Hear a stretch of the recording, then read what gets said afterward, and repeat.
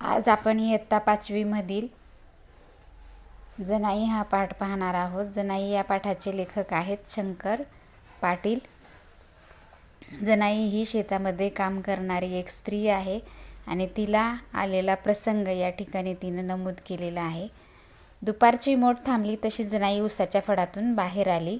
पाण्याची दारं मोडून कंबर धरली होती। पाल्यानं कापलेलं अंग सारं भगभगत होतं।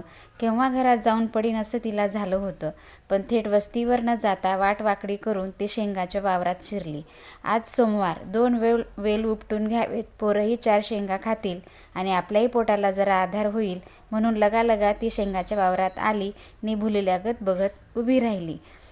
मोठ कशाला म्हणतात तर या ठिकाणी मोठ हे झाडाला किंवा शेताला पाणी देण्यासाठी विहिरीवर बांधली जाते किंवा त्या ठिकाणी ती मोठ चालवून त्या झाडाला पाणी दिलं जातं किंवा ऊसाला पाणी दिलं जातं। ऊसाचा फळ जसं आंब्याची आंबराई असं म्हणतो तसा ऊसाचा फळ असतो।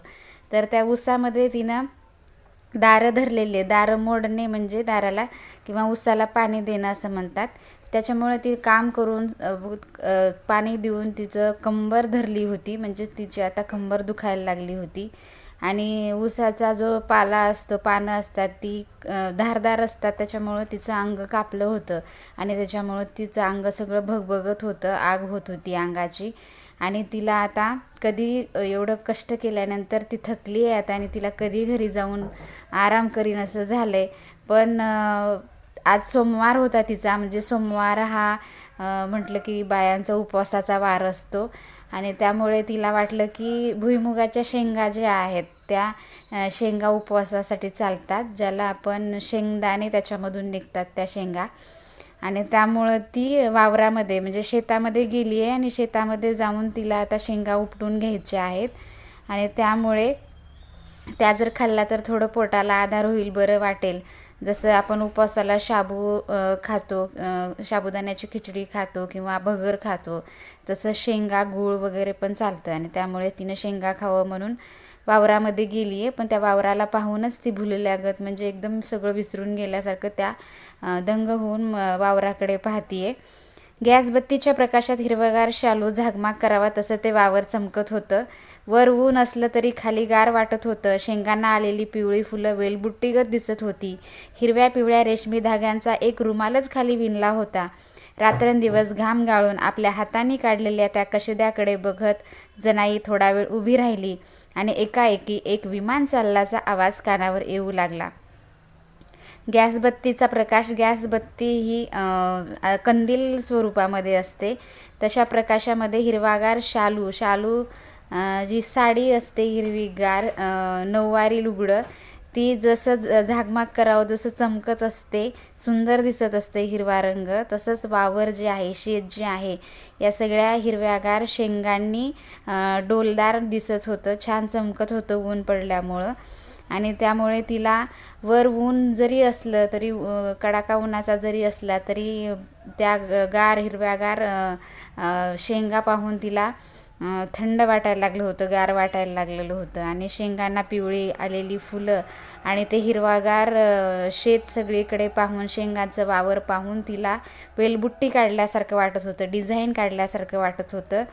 आणि हिरव्या पिवळ्या रेशमी धाग्यांचा एक रुमाल सगळीकडे त्या धर्तीवरती पसरलेला आहे की काय असं तिला वाटायला लागलं। आणि त्या सुंदर आपल्या स्वतःनी काढलेल्या कशिद्याकडे, म्हणजे स्वतः कष्ट करून त्याला नांगरणी पेरणी करून त्याचे लहान लेकरासारखा सांभाळ करून तिनं ते सगळा कशिदा किंवा ते शेत सावरलं होतं, छान आलं होतं आणि त्यामुळे ते नक्षीकाम केल्यासारखं एकदम दिसत होतं। आणि त्यामुळं थोडा वेळ ती त्या नक्षीकाम किंवा त्या कशिद्याकडे पाहतच उभी राहिली आणि एकदम एकाएकी अचानक तिला विमान चालल्याचा आवाज कानावर येऊ लागला। भर दुपारची वेळ आणि रो रो रो करून आवाज कानावर येऊ लागला। अगं बाई, विमान! म्हणून तिनं वर बघितलं, पण वर काहीच नव्हतं, नुसतं कोरडं आभाळ पसरलं होतं। विमानासारखा आवाज येत होता खरा, पण वर पाहिलं तर काहीच नव्हतं, कारण विमान म्हटलं की आपण पटकन आकाशाकडे पाहतो आणि विमान दिसलं की आपल्याला खूप छान वाटतं, आनंद होतो।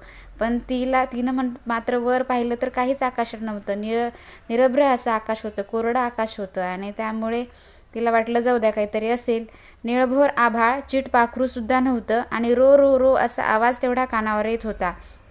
कुठून आवाज येतो हे कळेना आणि झेंडू फुटल्यागत झाला. म्हणजे तिला आता भीती वाटायला लागली की चिटपाखरू म्हणजे कोणीसुद्धा रानामध्ये नव्हतं आणि आवाज तर येत होता. आकाश निरभ्र होतं आणि आकाशात पण काहीच नव्हतं, आभाळात पण काहीच नव्हतं, विमान पण दिसत नव्हतं आणि हा आवाज आता कुठून येतो हे तिला लक्षात येत नव्हतं आणि त्यामुळे आता झेंडू फुटल्यागत तिला झालं. म्हणजे ती आता घाबरली होती, भिली होती ती आता.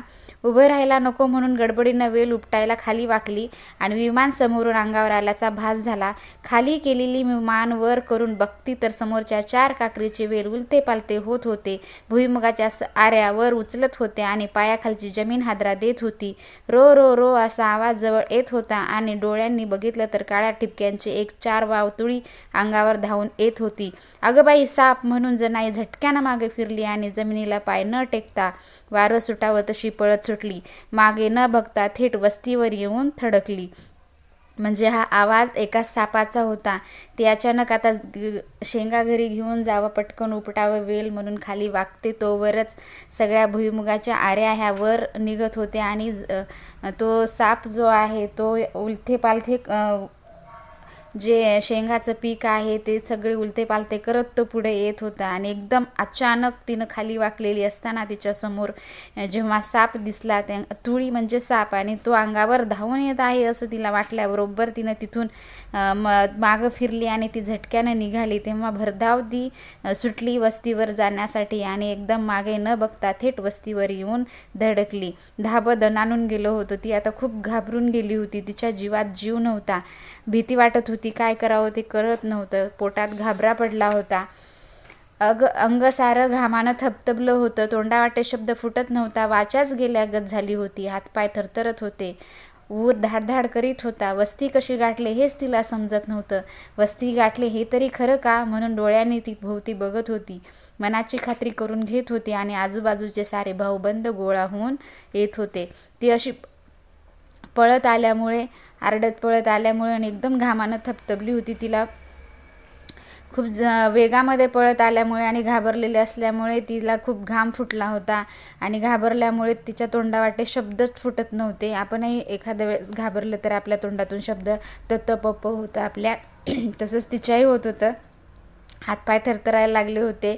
ऊर धडधडाय लागला होता आणि त्यामुळे ती खूप घाबरली होती आणि सगळे ती डोळ्यांनी पाहत होती वस्तीवर आल्यावर की खरंच मी आले की नाही, की तिथंच आहे असं तिला वाटायला लागलं होतं आणि मनाची खात्री ती करून घेत होती.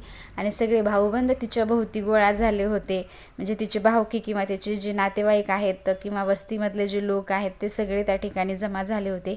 बघता बघता सारी वस्ती गोळा होऊन आली. कालवा उडाला, म्हणजे गोंधळ उडाला. काय झालं आहे म्हणून पोर पदराला धरून विचारू लागली. जमा झालेली सारी माणसं तोंडाकडे बघत राहिली.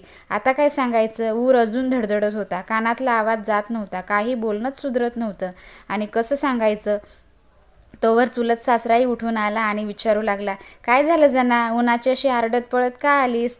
आणि त्यावेळेस तिची जी मुलगी आहे छोटीशी ती सुद्धा पदराला ओरडत ओढत म्हणायला लागली, आपली आई एवढी घाबरलेली आहे, ती अंगानं घामानं ओली चिंब झाली आणि हिला काय झालं, एवढी आरडत पळत आली. म्हणून ती सुद्धा मुलगी बोलायला लागली तिला, काय झालं आई असं म्हणतीये.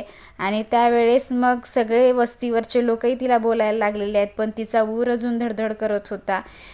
त्यामुळे तिला काहीच बोलता येत नव्हतं, सुधरत नव्हतं तिला काहीच बोलायला. तोवर तिचा चुलत सासरा पण आलाय आणि त्यावेळेस तो पण म्हणतोय, काय झालं जना, उन्हाची अशी आरडत पळत का आलीस. धाप लागलेला ऊर तिला धड बोलू देत नव्हता. घडला प्रसंग कसा बसा तिनं वर्णन केला आणि लोकांच्या तोंडाकडे बघत ती गप्पच बसून राहिली. त्या एकूण सारी वस्ती भ्यालागत झाली. भ्याच पडला. आपल्या रानात एक भुजंग आहे. भुजंग म्हणजे साप. 15-20 एकर रान हिंडतोय असं आपल्या वाडवडिलांकडून भाऊबंदांनीही ऐकलं होतं. ऐकून सगळ्यांना माहीत होतं, पण गेल्या 10 वर्षात त्याचं नाव कधी निघालं नव्हतं. कधी कुणाची गाठभेट नव्हती. एकदा दोनदा त्याची कात तेवढी रानात आढळली होती. त्यावर त्याचा कधी दुम नव्हता. कैक वर्ष त्याचा विसर पडल्यागत झाला होता. त्यावर आज जनाईला दर्शन दिलं होतं. वस्ती सारी चपापल्यागत झाली होती. जनाईच्या पोटात तर खड्डाच पडला. गोळा झालेले भाऊबंद निघून गेले आणि ऐकलेला आवाज कानात घुमत राहिला. एक विमान सारखं फिरत राहिलं.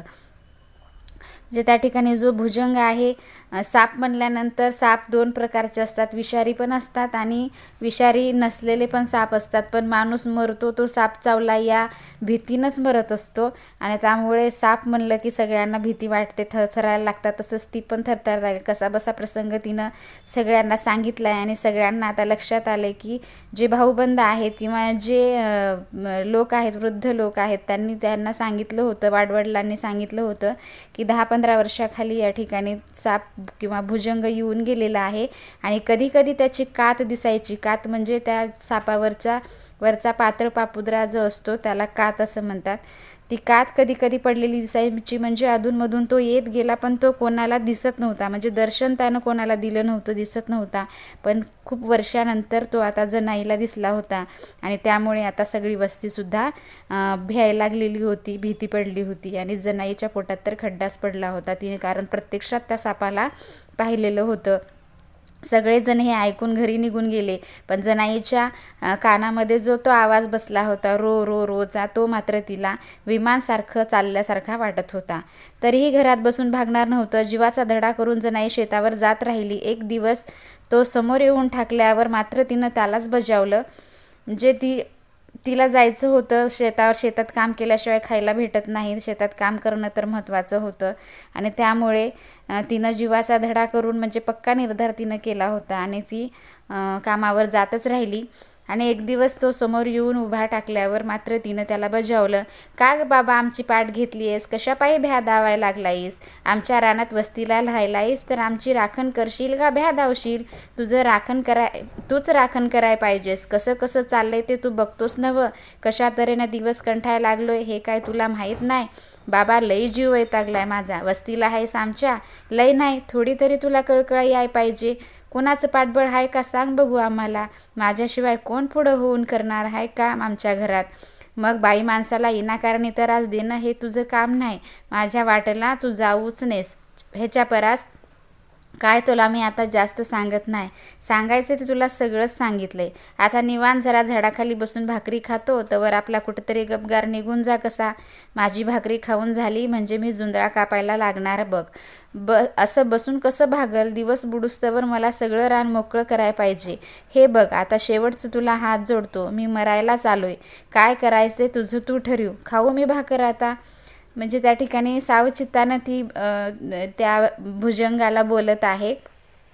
जसं एखाद्या चित्रपटात पण आपण पाहत असतो की सापाला नमस्कार घालून काही बोलतात आणि त्यावेळेस साप निघून जातो, तसा चमत्कार इथं घडतो का बघूया. तर या ठिकाणी ती सांगते की तुला माहीत नाही का, तू आमच्या वस्तीला राहायला आलेला आहेस तर तू व्यवस्थित राहा, तुला सगळंच माहिती आहे घरातलं, माझ्या घरामध्ये काम करण्यासारखं कोणीच नाही, म्हणजे ती आणि तिची मुलगी हे दोघी जणीच आहेत घरामध्ये, तिचा नवरा नाही आहे असं या बोलण्यावरून कळतं. आणि त्यावेळेस मग ती म्हणते की काम केल्याशिवाय मला पर्याय नाही, बाई माणसाला विनाकारण त्रास तू देऊ नकोस आणि हे मला काम करणं आवश्यकच आहे आणि जुंधळा कापल्याशिवाय मला जमणार नाही, आज हे रान सगळं मला मोकळं करायचं आहे आणि दिवस बुडोस्तोवर मला काम करायचं आहे, त्यामुळे तुला माझं सगळं गारानं मी सांगितलं, पण तुला आता जे काय करायचं ते कर, मी आता मरायलाच आले, तू आता मला जगव नाही तर मार, हे सगळं तुझ्या हातात आहे, मी आता घटकावर बसून भाकरी इथं खाणार आहे आणि माझा जुंधळा कापायला मी जाणार आहे, असं सगळं तिनं त्या सापाला सांगितलेलं आहे. परवानगी घेतल्यागत करून जनाई तिथनं हल्ली, बांधाच्या एका झाडाखाली सावलीला येऊन बसली, फडक्यातली भाकरी काढून हातावर घेतली आणि रानाकडे बघत निवांत घास मोडू लागली. तिथे 2 घटका बसून तिनं सावचित्तानं जेवण केलं, दोन्ही भाकरी तेवढ्या पोटात घातल्या, संग आणलेलं तांबाभर पाणी प्याली, डरकन 2 ढेकरं आली आणि मग ती उठली, आडवा पदर बांधून रानात शिरली, हातात विळा घेतला आणि मनगटासारखी धाटं भराभर खाली जमिनीला लोळण घेऊ लागली.